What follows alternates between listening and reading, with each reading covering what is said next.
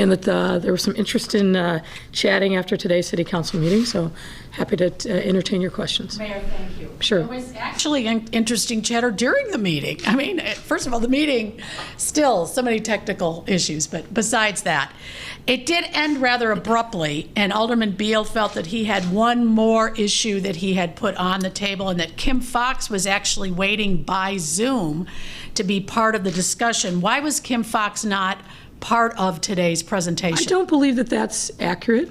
I had no information that Kim Fox was waiting to come into the room.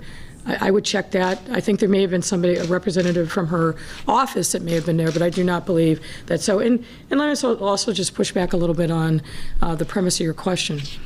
As you've seen over the course of time, a motion to adjourn is germane at any point. And Alderman Mitchell made the motion to adjourn, and his colleagues voted to adjourn.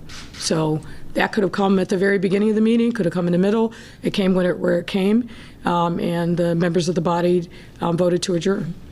It was rather historic. There's been others who've tried to call special meetings. It's never happened. 47 aldermen did appear today. While they all have different opinions about public safety, it did seem as if they wanted a discussion of where the city is headed and what might be. They want to be more included, is what they're saying. Yeah, I don't know that that's accurate, that it's never happened before. I've been told that in prior administrations there have been special meetings that have been called. But look, the bottom line is this. These are important issues. I think the statement that was issued by Chairman Talaferro and Chairman Dow was exactly right. Issues of public safety are issues that we are contending with on a daily basis. Obviously, we're very much aware of that, and we're involved in those discussions. And we're not just involved, this administration is leading those discussions. I think there will be a robust debate to be had regarding National Guard. As you saw from the discussion earlier today, I think there's a range of opinions on them, and I certainly have my own about that issue. So the issue really wasn't, should we have the discussion or not? The question was, and the body has decided, that given the way in which this deliberative body has organized itself in particular around committee hearings, that the way in which the body should consider these issues is through the committee process, pure and simple.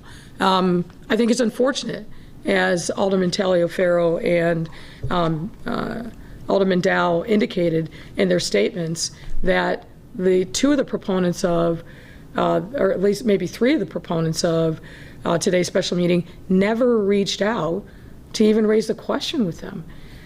Look, here's what I know. What we see on a daily basis is the federal government is failing to lead. And really, it's in chaos and shambles on a daily basis on basically every issue, and particularly some of the most pressing of our time, not the least of which is how to respond to this virus that is claiming the lives of way too many Americans. In this time, because of the void that's been created by the federal government, by the executive branch, and by the fact that there isn't bipartisan consensus on basically anything these days in the halls of Congress, the need to get things done and to be responsive to the needs of our residents falls to local government. What we do not need in this time is to mimic the chaos and rancor that we see at the federal government. Our residents want us to come together, to have robust debate, and to solve problems that are top of mind for them. And I agree with that. And my role as mayor is to make sure that we keep moving forward in a way that is responsive to the needs of our residents. Absolutely, we should have a debate about every single issue of the day. And we have been, and we will continue to. But we have to do it in a way that actually builds on consensus and moves towards real solutions. And I think, again, paraphrasing the comments of the chairman, that's exactly what they intend to do. That's exactly what they have been doing. Now, people come to these issues with different perspectives. They're not always going to agree, particularly if they aren't able to muster a majority to move forward on the issues that they care about. But that's democracy. Democracy is messy. That's, I think, the beauty of our system. Everyone can have a seat at the table. But it's got to be done in a way that is actually constructive, and particularly in these times. People are sick and tired of the toxicity, of the rancor, of people staking out positions but not moving forward to do the people's work. And that's what we must be about in this time. Several questions that are similar from Kelly Bauer and Dana Kozlov at CBS 2. Many aldermen say they feel that they are not included, though, and in those discussions about pertinent city issues. In fact, we're hearing from some of those concerns today. They say you alienate any critics. What is your response? Well, look, I don't agree with that, obviously. What I am told from staff that has worked in various administrations is that this administration, my administration, has been more open, has reached out to aldermen more often. We do more briefings, and we continue to do that. And we particularly in this time, we're in the middle of a pandemic where we're seeing the concerns of residents around police reform, accountability, racial equity. We are on a regular basis, multiple times a week, our staff is engaged with aldermen and then trying to help them solve the nuts and bolts of challenges in their wards. Now, again, some people certainly have an opinion about whether or not we're advancing their individuals' agendas. I get that. But we try to provide lots of opportunity for aldermen to weigh in on whatever topics of the day. And, can we continue to challenge ourselves to make sure that we're providing other opportunities? Of course, I'm absolutely wanting to do that.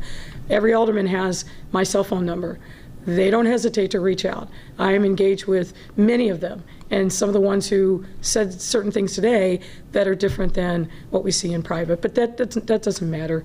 It's not about this moment. It's about making sure that we have a process and a structure for open and vigorous debate, and that's what we need to be about. Is there any kind of update on this weekend and the plans for public safety? As last Friday we had heard a comprehensive plan. Is that plan still in place? Oh, yeah. Might we see bridges up 12 hours on and off for the police officers? The plan, the overall structure is exactly the same. We started executing on that last weekend and through the course of the week.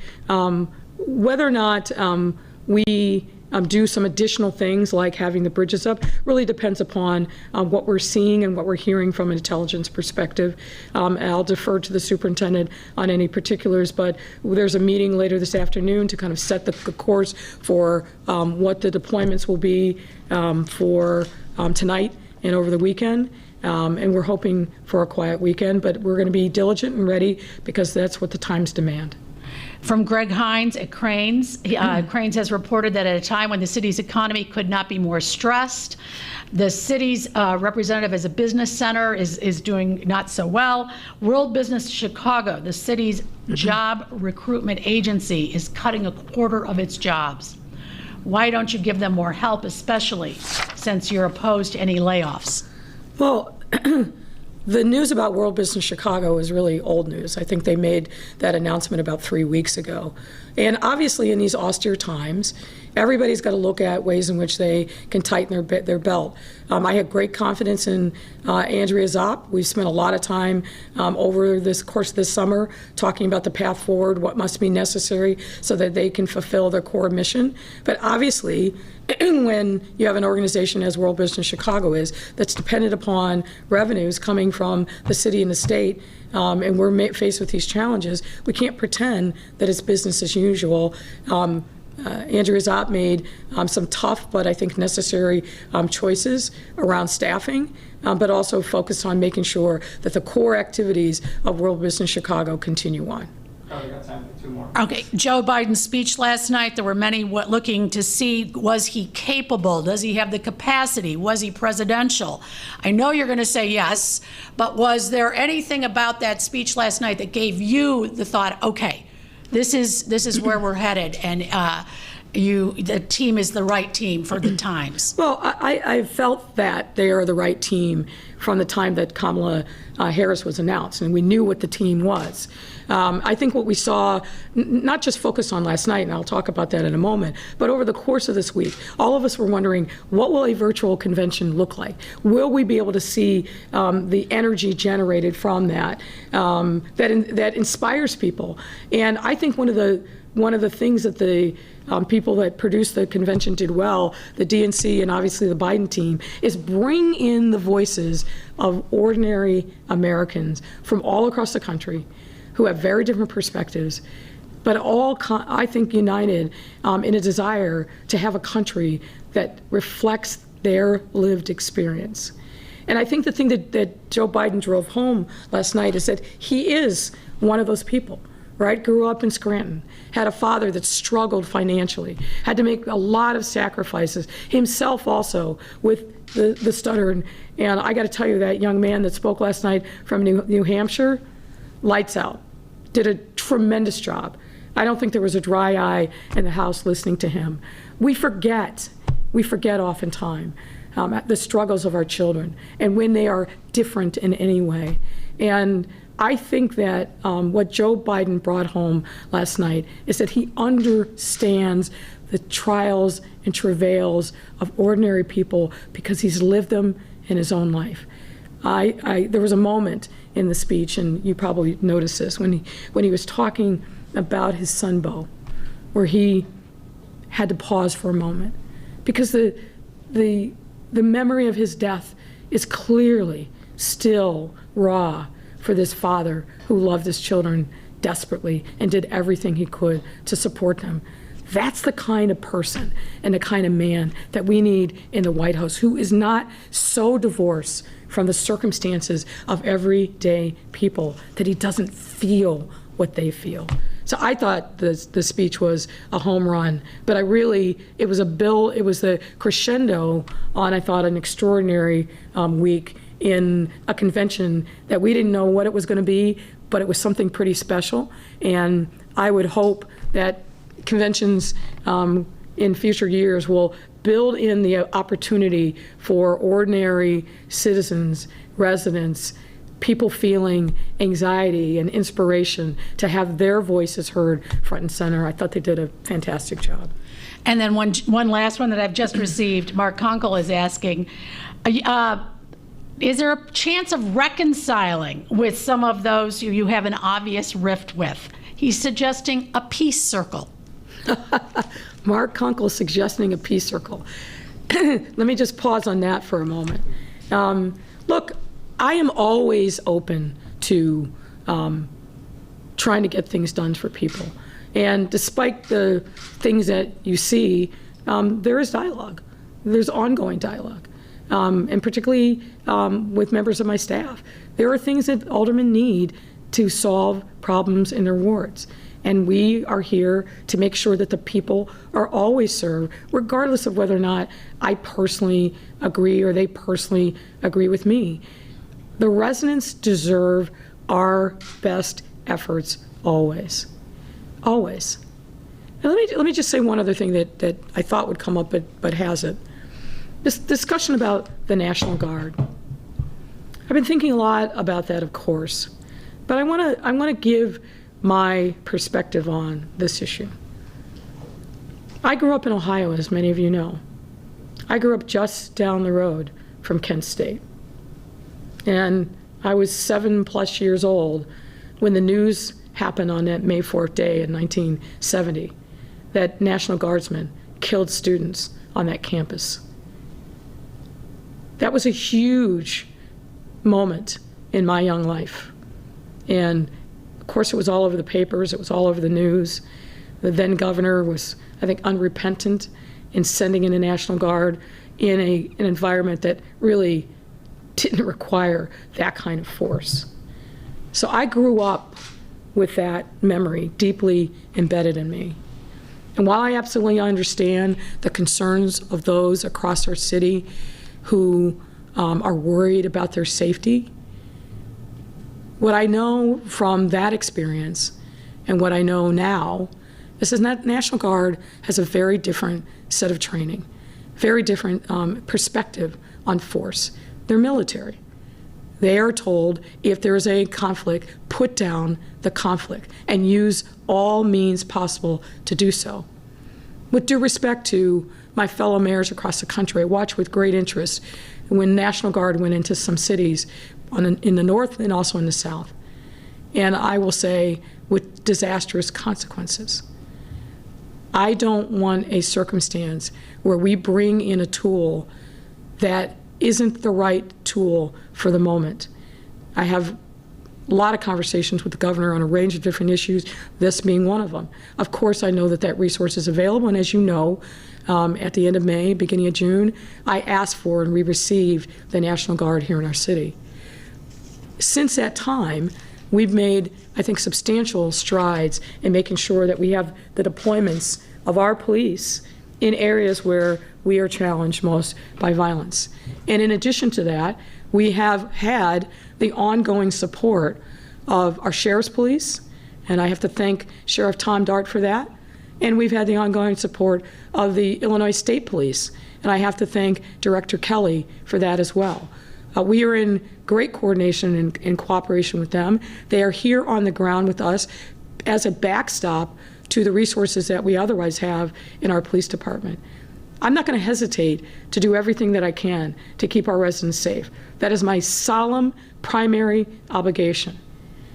But the National Guard, despite my own view, is the National Guard, despite the conversation, is not a panacea. And what I've seen over the course of the summer is that if it's not deployed in the right way, it can go disastrously wrong. We're going to have this debate, and it's an important one for us to have. But I think we have to also have it in the context of what is it that we need to keep our residents safe? There's a lot of different things that are answers to that question. And I think that we have to have a fulsome discussion on this issue. And I'm confident that we will, again, in addition to the ongoing dialogue that we've been having publicly and privately on this very issue of public safety. So thank you. All right. Thank you very much, Mayor. Thank you.